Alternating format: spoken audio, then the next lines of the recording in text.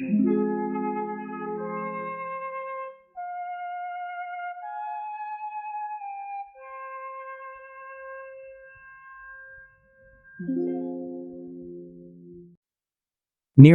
the last emperor of the Julio-Claudian dynasty, who ruled Rome from 54 to 68 AD, became one of the most controversial rulers in history.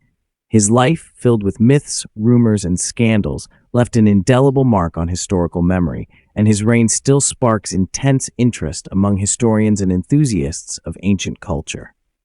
Rise to power.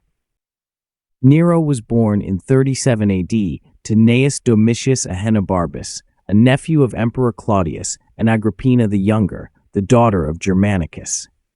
When his mother Agrippina became the wife of Emperor Claudius, Nero became the sole heir to the throne. When Claudius died in 54 AD, his death was overshadowed by rumors that Agrippina poisoned her husband to ensure her son's ascension to the throne. Although no conclusive evidence was ever found, these rumors tarnished Nero's early reign, giving it a dark undertone. After Claudius's death, Nero became emperor, but initially he was under the tutelage of his mentors. First Seneca, one of Rome's most famous philosophers, his mother Agrippina. However, Nero soon began to assert more independence, which led to conflicts with his mentors and close allies. Nero and his mother, a tragic conflict. Nero's personal story, particularly his relationship with his mother, is at the heart of many of the tragic events of his reign. Agrippina was not only Nero's mother, but also a political ally who actively sought to secure his power. However, after becoming emperor, Nero gradually distanced himself from his mother, and in 59 AD, he ordered her death. One version of the story claims that he tried to drown Agrippina in her own boat, but when she survived, he had her killed in a more brutal manner. This act became a major scandal in Rome, and although Nero tried to justify his actions by claiming that his mother threatened his power, the rumors surrounding the murder undoubtedly harmed his reputation. The Golden House and the Great Fire of Rome.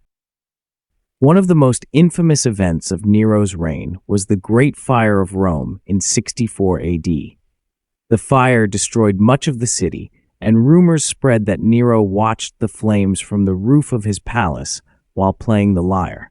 These rumors led to an even darker legend, that Nero was indifferent to the suffering of his people and used the fire as an excuse to expand his lavish residence, known as the Golden House, Domus Aurea. However, despite the strong accusations, historians cannot conclusively confirm that Nero started the fire.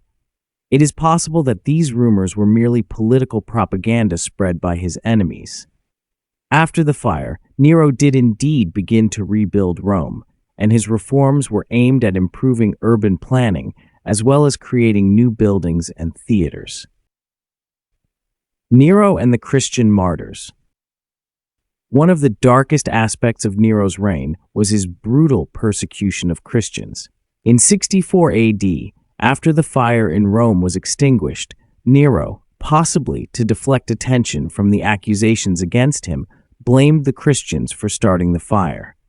This marked the beginning of the persecution of Christians, who, according to historical accounts, endured horrific tortures and executions. Among the most famous martyrs of this time were the apostles Peter and Paul, who were both executed in Rome. Peter, it is said, was crucified upside down, and Paul, being a Roman citizen, was beheaded. The Christians who were martyred under Nero became heroes of early Christianity, and their deaths strengthened the faith in this new religious movement. Conspiracies and Nero's death. As the years passed, Nero's rule became increasingly despotic. More and more conspiracies and opposition grew against him, as many were disillusioned by his cruel methods of governance and his extravagant lifestyle, which was seen as inappropriate for the impoverished masses. The conspiracies against him became more widespread, and by 68 AD, Nero's position had become untenable. That year, Nero was declared a public enemy by the Senate, and his personal guard abandoned him. Pressured by the army and the ruling elite, and with no support left, Nero tried to flee, but realizing that his fate was sealed, took his own life.